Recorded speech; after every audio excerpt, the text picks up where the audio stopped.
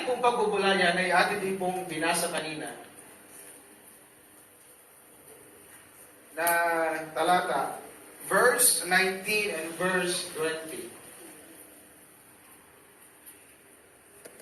Basahin muna po uli natin bago natin po banggitin ang topic natin ngayong umagang ito.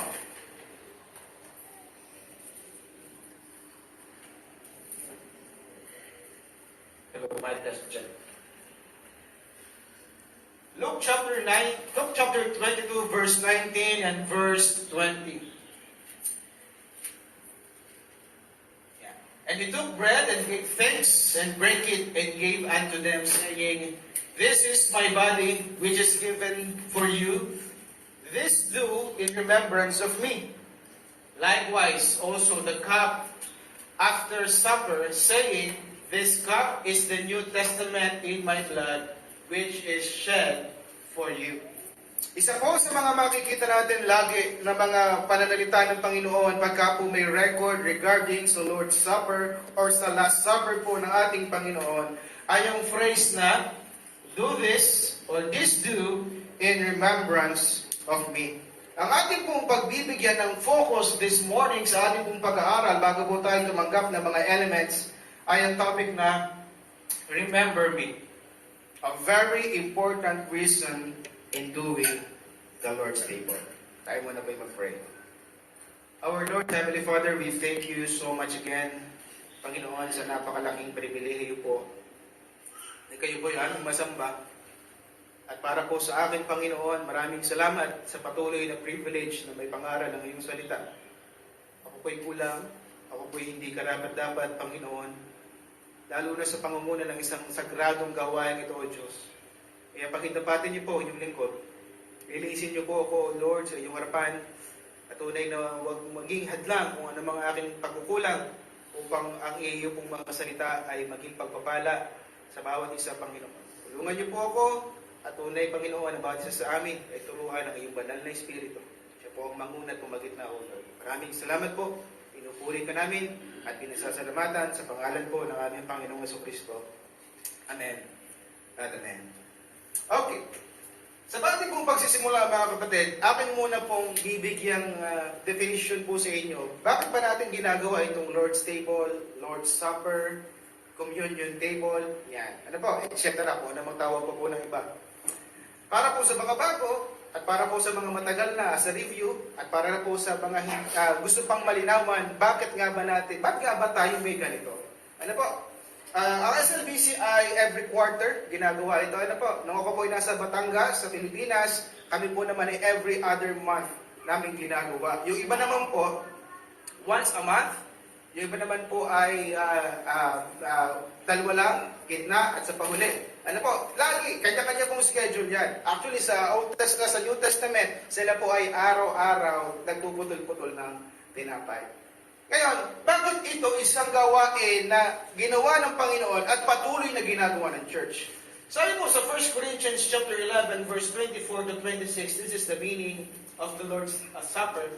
And when he had given thanks, he brake it and said, Take it, this is my body, which is broken for you this do in remembrance of me.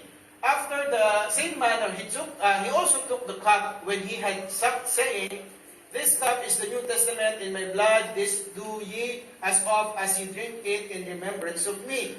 For as often as ye eat this bread and drink this cup, ye do show the Lord's death till He comes. So malinaw dyan, bakit daw po ito ginagawa? May pinakikita, may sinisimbolize pala ito. Ano? Yung kamatayan ng ating Panginoon.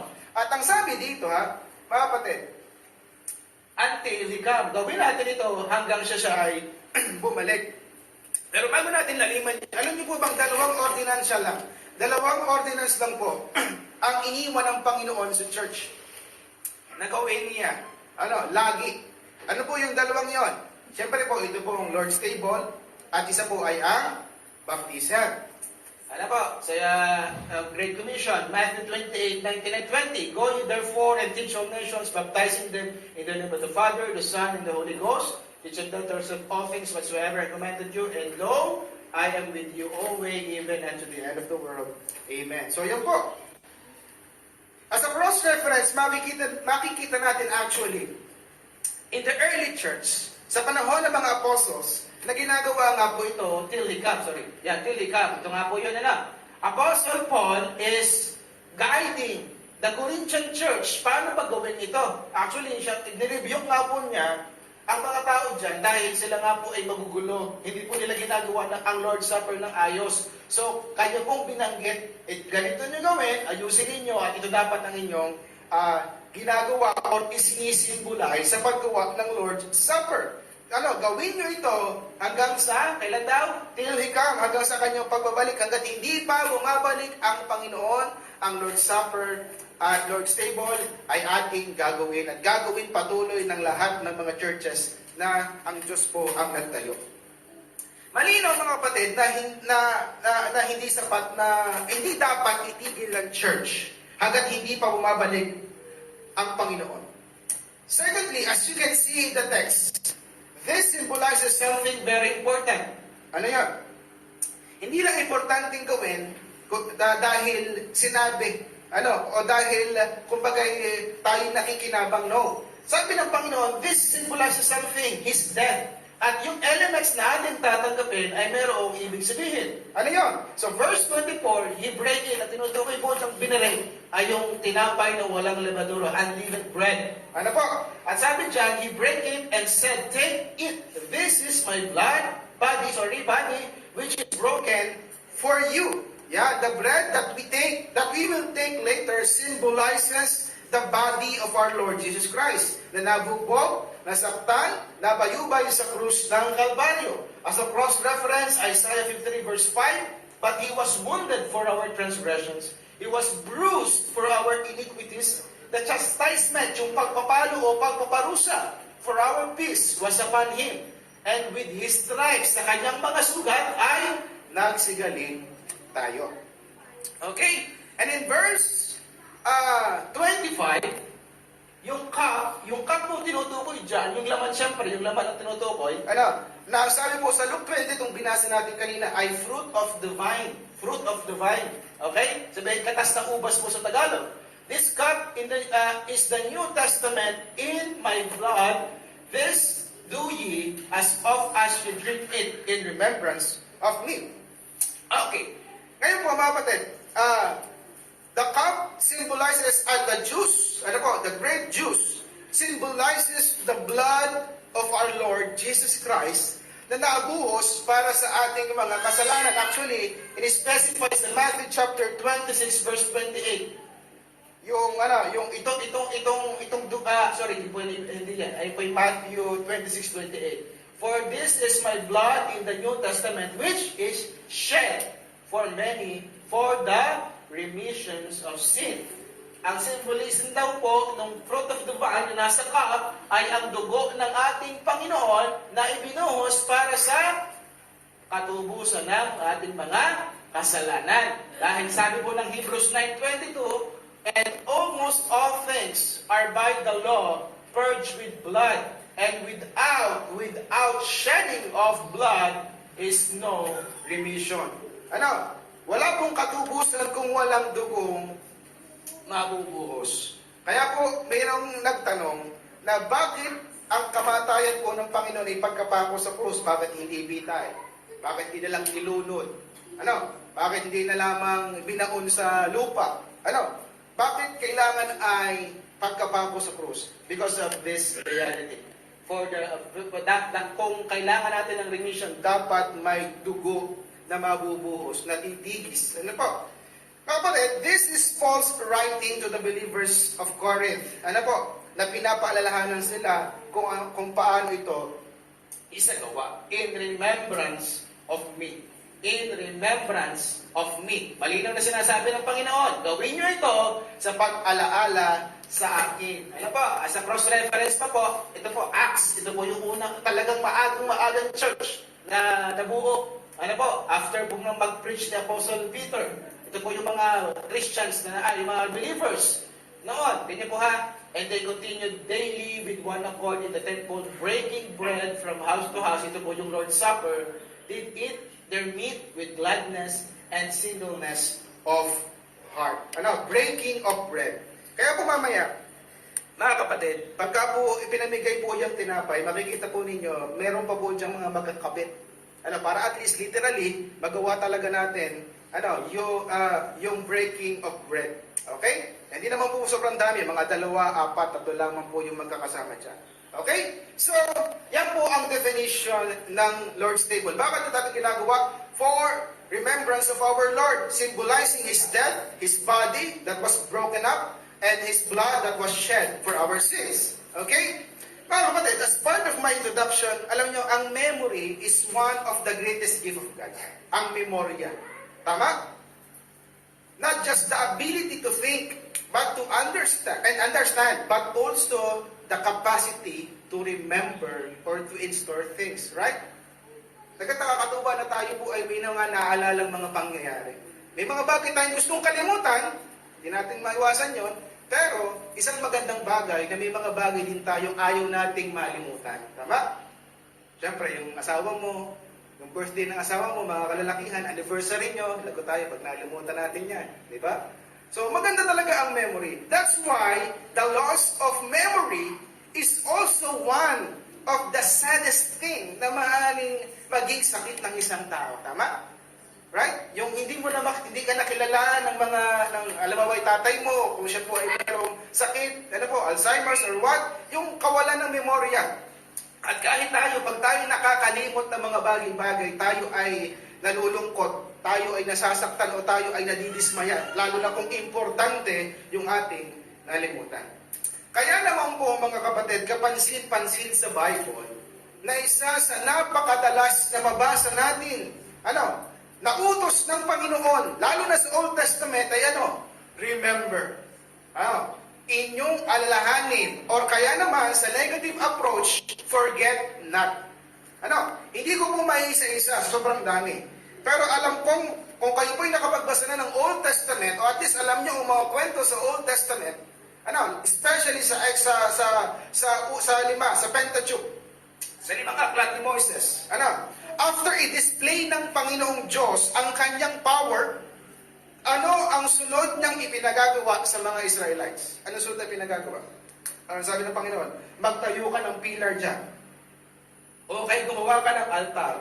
Mag-ukay kayo ng balon. Or magdaos kayo ng feast as a remembrance. Tama? Which is understandable. Bakit? Noong kasi wala namang picture. Walang video para maipaalala sa mga susunod na henerasyon na may nangyaring ganon. Upang yung mga susunod na henerasyon, pag nagtanong, para saan po yung pillar na yan? Bakit po tayo nagdadaos ng ganito? Ipaliliwanag sa kanilang mga magulang dahil ang Diyos ay naging mabuti sa atin o kung anumang dahilan kung bakit ginawa yun. So at this moment, mga kapatid, before the Lord Jesus Christ sacrificed Himself, may iniwan siyang isang ordinance na ang very goal ay huwag din siyang kalimutan. Luke chapter 22 verse 14 and 15, ang sabi dito, with desire, I have desired to eat this Passover with you before I suffer. As we can see in the text, the Lord Jesus Christ desired this moment, yung pagkakataong ito na makausap. Sabi dyan sa unang talata, 12 apostles ang kanyang kasama. Sila lang talaga ang kanyang kasama at kausap. Kausapin ng masinsinan ang kanyang mga alagad na kanyang dinisipulo for 3 years. In this moment, before the Lord Jesus Christ led His disciples to sacrifice Himself on the cross, may iniwan siyang isang ordinance ng very goal ay ang pag-alala sa kanya. But why? Why? Could you imagine, mga kapatid, na ang mga alagad na ito nakasama ng Panginoon ng mahabang panahon, na ang sabi ko nga po sa inyo last week, kung yung napakinggan, ang mga apostles na ito ang makapagpapatunay ng kapangyarihan at pag-ibig ni Jesus Christ. Right? Could it really be possible na makalimutan nila si Jesus? Bakit kailangan pa nitong Lord's Supper na ito? Maninimutan ba ng mga apostles si Jesus Christ? Well, mga kapatid, hindi na natin kailangang lumayo pa. Because in the very same chapter, actually, after i-institute ng Panginoon ng Lord's Supper, ang magagaling na alagad na ito, anong ginawa? Nagtalo. At anong pinagtalo na nila? verse 24. And there was also a strife among them. Ano yung pinagtatalunan? Sino daw mas magaling sa amin pagdating sa langit? Sinong mas mataas kaya sa amin? Paano sino kayang nasa kanan mo at nasa kaliwa? Yun ang pinagtatalunan nila. Ano? Kababanggit lamang na huwag nyo akong kalimutan. Eh agad namang ginawa ng mga lagad. Pagdating sa langit, ako ang matabi ni Jesus Christ. Sino yun? Nagtalo agad sila. Can you see, brethren, how easy it is for us to lose focus on the Lord and focus in ourselves? Right? At naulit ko nga rin lamang kanina yung Old Testament. Gawin natin siyang example sa pangyayaring ito.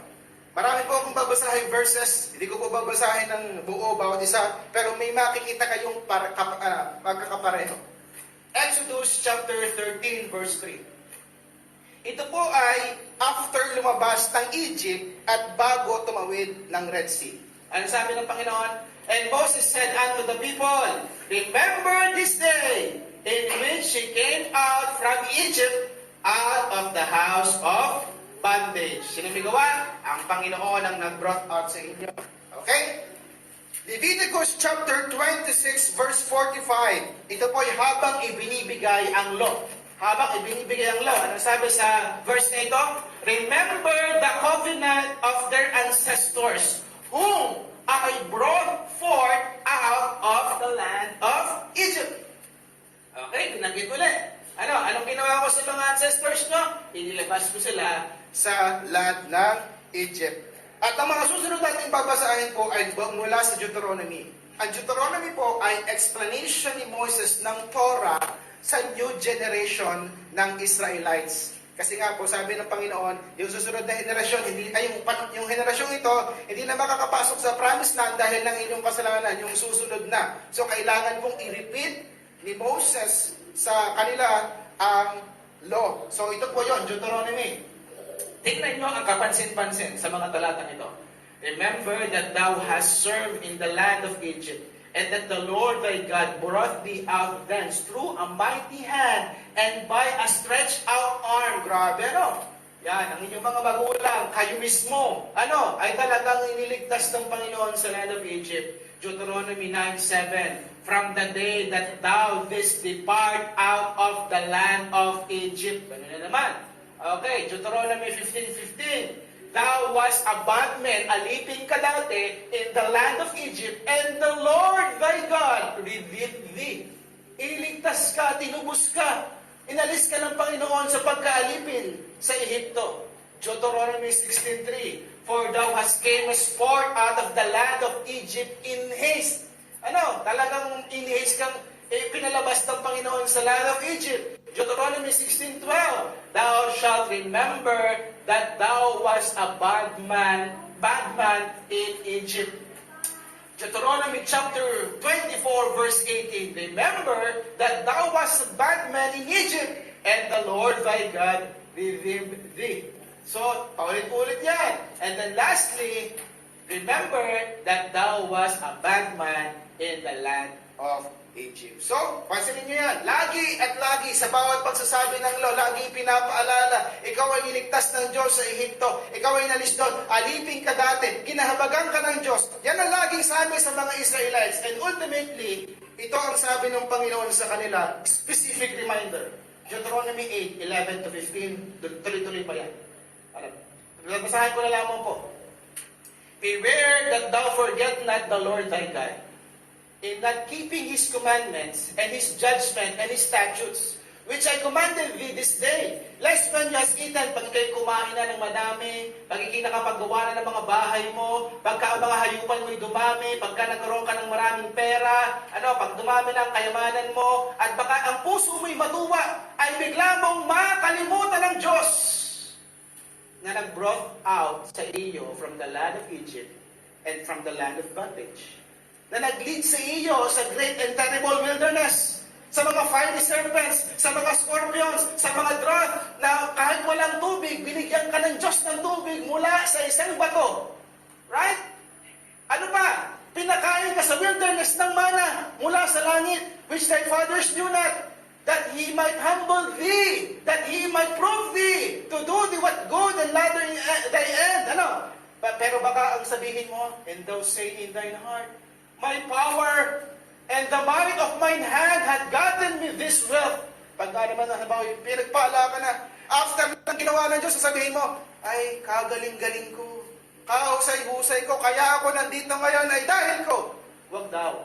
But thou shalt remember the Lord thy God, for it is that He giveth power to get wealth. Kung bakit ka ganyan, in short, dahil ng Diyos. So, wag mo siyang kakalimutan. Paulit-ulit na, no? Paulit-ulit na, no? Siguro, kasi, alam na namin yan, narinig na namin yan, narinig na namin yan, narinig na namin yan. Parang nakakalungkot, after mamatay ni Moises at mamatay ni Joshua, ano ang nangyari? Judges 2 verse 10. And also all the generation were gathered unto their fathers, and there arose another generation after them. Anong meron sa bagong generation? Which knew not the Lord, nor yet the works which He had done for Israel. Sa paulit-ulit at paulit-ulit na paalala ng Diyos, ito ang ginawa ko, ito ang ginawa ko, ito ang ginawa ko. Ito ang utang na loob nyo sa akin. Huwag nyo kalimutan. Alalahanan ninyo. And yet, pagdating sa bahaging ito, may henerasyong hindi kilala ang Diyos ni kahit ang kanyang mga ginawa. Sino may kasalanan? New generation, no? Sino may kasalanan? Yung generation nauna dito. Tama? Anong paalala dyan? Parents! Nawa! Hindi katulad ng mga Israelita. Pag nagtanong ang iyong mga anak, o kung sino mang kabataan sa iyo, at ang tanong, ano ka pong ibig sabihin nito? O bakit ka po lagi natin ginagawa ito? O bakit ka po kami lagi nang ginising sa umaga? Lagi na kami pinilit sumimba? Pag sila'y nagtanong, bakit ka po kami laging nasa unahan para makinig? Yan ha? Bakit ka po? Anong isasagot ninyo? Anak, utoy, ining. Ito'y pag-alala sa dakilang gawa ng Diyos sa buhay ko. Mga magulang, kita ba sa iyo yun? O baka mga anak mo ay kita sa iyo ay, ang mamit dati nga ay parang ayaw sumimba. Ako pag Tapos sabihin sa bata, ikaw inasimba lang para sa para sa maglaro. Baka naman sabihin sa iyo ng iyong anak, kayo nga po, dahil lang may pagkain, kaya ako inasimba. Ano ibig sabihin? Ipakita natin sa susunod na henerasyon.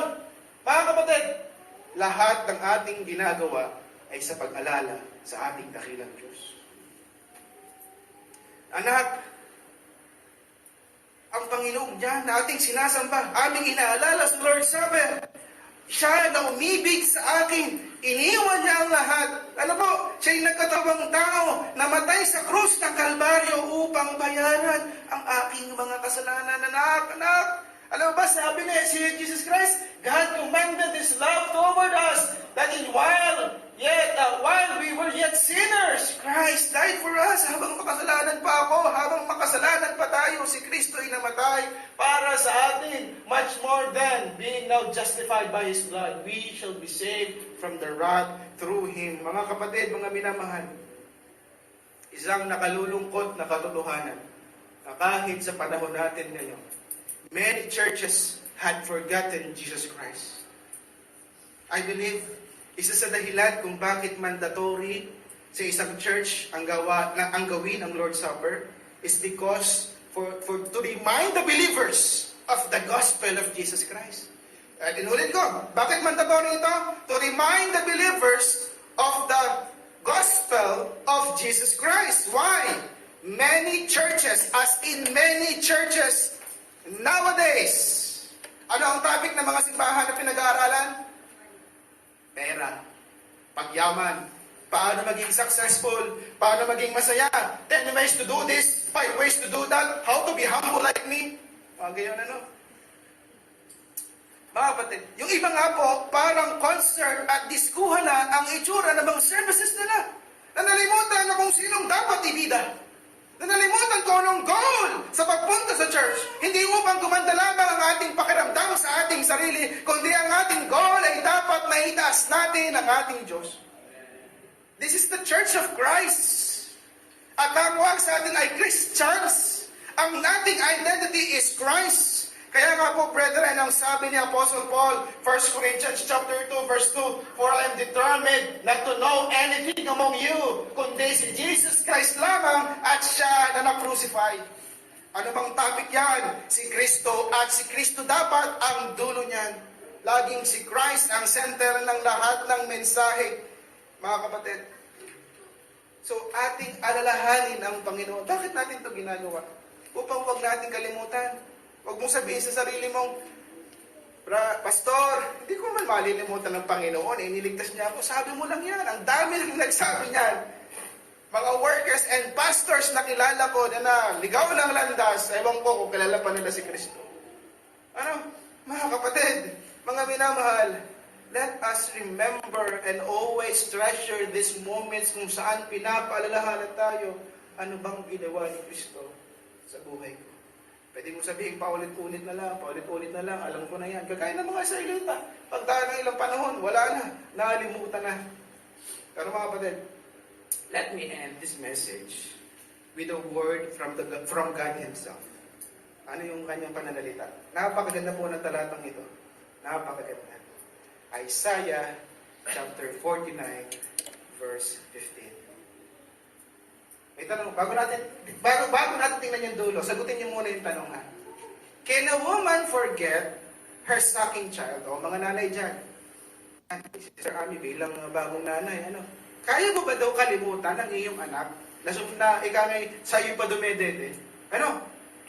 That she should not have compassion in the son, yung kanyang anak na mula sa kanyang sinapupunan? O mga nanay, posible inyo daw po bang malimutan ang inyong anak? Parang ang layo na. Pero sabi ng Panginoon, they may forget. They may. Kahit yung inyong nanay, na iniisip niyo mismo, na never niyong makakalimot, at sabi na po, posible pa rin makalimot yan.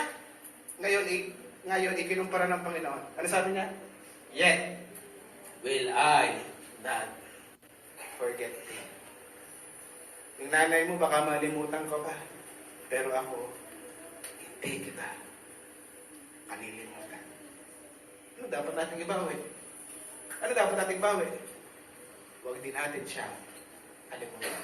As we do our Lord's table this morning, this day, let us be reminded, why are we doing this?